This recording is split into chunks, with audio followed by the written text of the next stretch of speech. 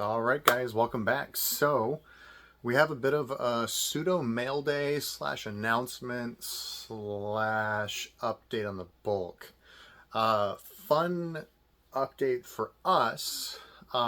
We are going to be vending officially at Collecta Con in August down in Charlottesville. So if you're going to be down there, please let me know. If I'll have a few boxes set aside for followers and stuff that have subscribed to the channel. If you show me you're subscribed to the channel, I'll give you a free pack. Whenever I run out, I run out. I'm not going to bring 2,700 boxes with me to give away free packs all day, but I'll have some stuff set aside to hand out to people that are there just for free. You can keep whatever you pull. I'll probably have a couple of boxes of Flesh and Blood. I'll have I'll have a box or two of Magic probably as well, just for funsies. If you're subscribed, cool, get a pack. If you're not, whatever. You can subscribe and get a pack. Easy day. But yeah, so that's kind of a fun update there. I will be there. Show me you're following and stuff. I'll be vending a bunch of stuff with me. I'm going to be selling Pokemon packs. I have Flesh and Blood I'll bring with me. I have maybe some Lorcana. We'll see. Working out details. I'll have Sorcery with me. I'm going to have a lot of stuff with me. So it'll be a lot of different TCGs. I'm going to have a whole lot of stuff there. I'm going to be vending with different... man, sorry, my arm is still killing me. Different content creators and stuff. Ruxin will be there. And speaking of Ruxin, I actually got him a revised starter because he's now officially hooked on MTG. That's all my master plan. But yeah, so that's part of the mail day announcement, right? So I talked about it last week. I made the deal last week and they have now arrived. But I have 2 boxes of this. I've never actually held or looked at one of these before. But this is Throne of Eldraine Collector blister sleeves. They come looking like this. I have 240 of these. I'm going to get set up in my room upstairs. I'm going to get the top-down recording going, and I'm going to just do a big old fat rip, crack all 240 packs, try and do it in under an hour. Probably gonna take some pain pills before I do that because there ain't no way it's happening otherwise. But yeah, good times, good times. But yeah, if you also take a gander over here, our 12 buys are much more full now. We have all Modern Horizons 1. They're all alphabetized now and set up. Also down below me, down here, I don't know if my camera's gonna tilt that far. Down here on the bottom shelf, we have 8 more 5 rows of fully sorted. Yeah, that's right. Camera craziness. It is fully sorted, fully ready to go. That is the long-term storage boxes. So what I did for Modern Horizons, actually, because I have so many cards, right? I'm going to do this for Conspiracy 2, maybe some other sets that I have anything over. Anytime a stack of commons or uncommons starts getting past that 400-500 card number, I don't necessarily need to go unpack 8 5 rows of cards to restock one of my 800 counts that are here, right? So what I do is I have quick access boxes. So these ones that are here right below me, I have 1, 2, 3, 4 Throne of Eldraine, right? One box is just the Eldraine uncommons, the other 3 are the commons. As I run through and basically fill out these cards and restock these boxes, I pull out of the 5 rows. Rinse, repeat, condense 5 rows, rinse, repeat, rinse, repeat, rinse, repeat, and all this stuff gets recycled and pushed through in the system. The nice thing about this is that it makes it very quick for me to restock because my 5 rows are also alphabetized, just like the 800 counts are. All this stuff is set up to be boom, boom, boom. I can take Throne of Eldraine, go into my TCG Player account and restock everything, refill my box, verify inventory, and update everything as I go, and it'll take me between 60 and 90 minutes per set, depending on how many cards I have to refill and recount. UMA restocks take me around 2 hours usually. Eldraine this time around, because I'm going to be inventorying 240 collector boxes, as well as all the foils and everything else, is probably going to take me the better part of a half day to get everything updated and listed and put in there.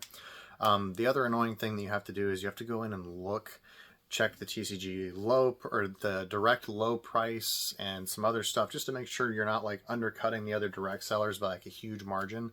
because the direct fees are brutal. Like if you make a mistake and you list a card on direct like $8 under someone else, there's a reason why it's $8 higher, is because they're trying to pay for all the fees that you have to pay for direct. So that's gonna kind of be my probably my weekend project this weekend, is gonna be to get all the Eldraine stuff done and inventoried and processed out, and then kind of get everything pushed through so I can keep getting everything inventoried and moved. The other set that I'm gonna be doing this long storage thing with is going to be Conspiracy 2. I have all the uncommons done now. I think I might be missing like a box of uncommons, and I have all of the commons out of the boxes now finally. There were so many. I have between like 800 and 1,000 copies of every common in Conspiracy 2. Like, it's kind of crazy just how many I have. The guy that opened that set, he must have just loved it, because he had so many copies of every card, and they're for the most part sorted. Like, it would fill an entire 800 count from front to back of just a single card, and I couldn't put anything in, and I'd probably have some extras in some cases, because it's like legitimately from like my chest to over my head. So there's a lot of cards in some of those piles. So that's going to kind of be what's going to happen there, because again, like, I don't want to take out a 5-row with 4 cards to restock. Like, I want to be able to quickly restock with as minimal motion as possible, right? I don't want to take out 20, I don't want to take, I think it's actually close to 15 5-rows of Conspiracy 2 to attempt to restock, because one, it takes up a ton of counter space because I got to pull out all these boxes, restock everything the whole way through. And then you can argue, well, Richard, why don't you only just pull out the 3 that you have labeled? Because then I still have to move 6 boxes to get to the 1 box to untake it. Then I got to put everything back in the right order, because then if I have to go take everything out again, like, it just puts wear and tear in the boxes. Like, ideally I want to do like big restocks of my quick access boxes, like at most once a quarter, preferably biannual. So ideally I have between 1 and 200 commons, which will get me through usually 2 or 3 cycles of restocks, right? I don't list more than 25 commons at a time. I don't list more than 10 uncommons at a time. I don't list more than 5 rares or mythics at a time. That allows me to kind of control the flow of my system, so that way I don't just have a massive exodus of everything all at once. Holy crap, it's all gone. I want to avoid that. I want to be able to enjoy price swings. So let's say, like, for example, Mystic Sanctuary started getting bought up recently because I guess it's just not enough in supply. People are playing it more. Blue's getting more popular again. I don't know. But someone bought out Mystic Sanctuary. I was selling it at like 70 cents a card 6 months ago. Then it bumped up to like 85 cents a card. And now that I'm restocking it again, it's like $1.10, $1.15 per card for near mint. So if I had just listed 100, I don't know, say 300 copies that I have, right? And I listed them all at once, I would have sold all 300 copies already, and I would have made a couple $100. But now, because I have chunked this out, I made 20 or 30 bucks. Then I made 30, 35 bucks. Then I made 40, $45. Because again, like, a lot of people buy 1x of this card. I get the shipping fees. It gets, you know, I make $1.50 on the card by the time it goes to them, versus, you know, and every time I up it by a quarter, that money goes up by a quarter times 25 cards times X that I have left over in the system. There's only 2 printings of the card, so I'm not super aggressive on how I list it, versus, like, say something like Land of War Elves that has like 29 printings. Now that that's getting printed back into standard, I'm probably going to list 40 to 50 copies. Well, I probably list 40. I'm still probably going to list 25 copies, but I'm going to list 25 copies of every version of Land of War Elves that I have, because I know there's multiple variations in all this bulk that I have. So I'm not worried about selling out of it quickly. Like, by all means, I have thousands of copies probably of Land of War Elves. Like, if it's in standard now, like, there's going to be more being printed. There's going to be in the standard rotation. It doesn't matter how good the card is. If it's a 4X and it bumps up to $1, fan-freaking-tastic. Like, I have so many copies. I would not sell any of my alpha beta ones if I had them. I'd probably keep unlimited too, honestly. But revised I'd sell, 4th ed I'd sell, 9th ed I'd sell. I'm gonna sell all of them. Like, I don't care. But yeah, it's kind of like where that's at right now. I'm gonna probably go ahead and call the video here, but I have a long week ahead of me.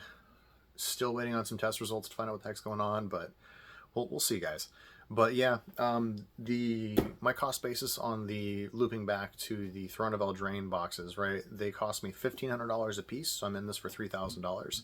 I'm going to open the first 120 packs, see how I feel, do a raw value check on that, and make sure that I am in line with where I need to be. If I am too far out of line, meaning like if I don't open up at least $1,500 in big hits out of 120 collector packs, it's like it equates to 10 boxes, right? It's about half a master case. If I can't open up at least $1,500 worth of stuff out of there, that's after fees, then I'm debatably not going to open up the second one, because like Great Henge is a big hit value card. So like I really only need to hit, like if I hit like 4 or 5 foil Great Henges and a half a dozen non-foil ones, that's already like 600, 700 bucks, something like that. Because I think the foils sell for like 80, 90 for the EAs. The EA non-foils around like 50, 60 bucks, something like that. So, you know, if I get a half a dozen of each, you know, that adds up pretty quick. We're looking at like 500, 600 bucks really fast. So like the rest of the rares, I only need to get so many Okos at that point. I only need to hit so many foils at that point, only so many EAs. I should be hitting a lot more EAs and full arts, since they're collector booster boxes, than I would say out of like a standard draft case, where I would expect to get like 1 Great Henge, maybe 2 if I'm lucky out of the case. So that's kind of where we're at with that. I'm going to go ahead and wrap this up, guys. My arm's starting to hurt. I'm going to go take some medication and stuff, and I will talk to you guys soon. Bye, guys. Bye.